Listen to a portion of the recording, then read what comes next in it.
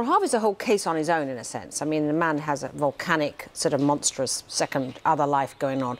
I saw him in a professional bully capacity, not in the sexual capacity. I mean, I didn't have long enough legs. I wasn't 25, and you know, so I wasn't the sort of the target for Harvey that some were. But I didn't know. I didn't see that. I just saw this volcanic bully, which was a horrible experience. But you know, it's a watershed moment. There's absolutely no doubt about it. And I think, of course, women have just accumulated a great deal of rage.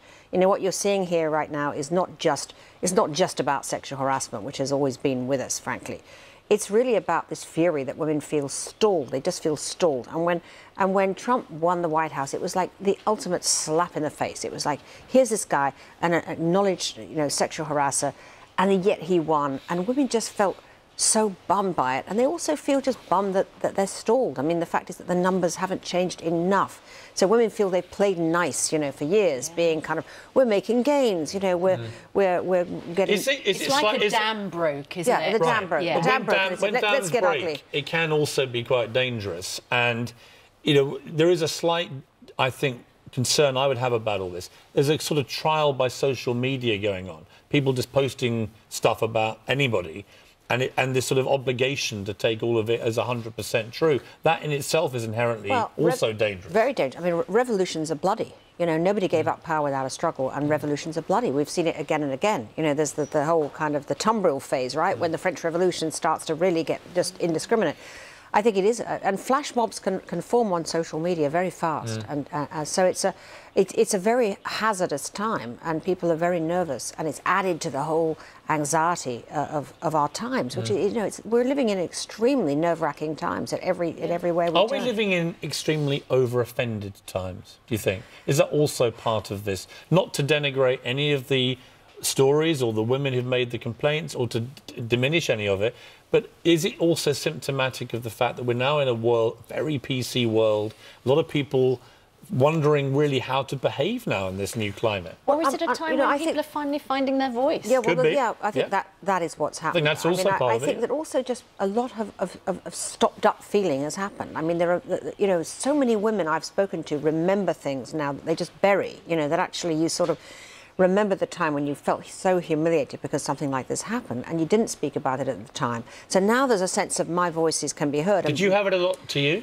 I had other kinds of dissing, if you know what I mean. Women feel very often, I often felt I had to be a sort of gold in a silver job, you know, that women just feel they have to be better, more and more hardworking to simply get to the place that men are without so much of a hassle. You know, that's the thing that I dealt with most of the time.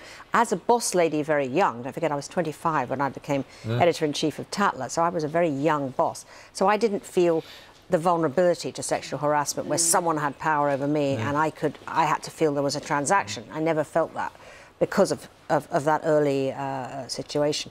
And I do try to kind of mentor other young women, you know, who work with me about standing up for things and asking for more and making sure that they don't just get pushed aside. I think that's an important part of all this, is that you've got, I think women generally, when I ran the Daily Mirror, for example, for 10 years, you know, the men would be in all the time demanding more money, demanding promotion, whatever. Women were very taciturn about doing that, didn't want to rock the boat, upset people, get a negative response. I feel that is slowly changing, that women are becoming a little bit more forceful about what they should be entitled to. I actually encouraged somebody just yesterday who'd left her job and didn't, somehow her paycheck was cut from $7,000 with all the holidays she was earned, you know, to $700, and she said, how could they do this to me? She said, they said that they had outside counsel and it was all right. I said, well, you write back and say, I've had outside counsel. And it's not all right. It's not all right. Yeah. And she got paid. She sent me a text saying, I'm so grateful to you for saying that because I stood up and I got paid, and I thought, great. That's what we need. Yeah. Tina, it's great to see you.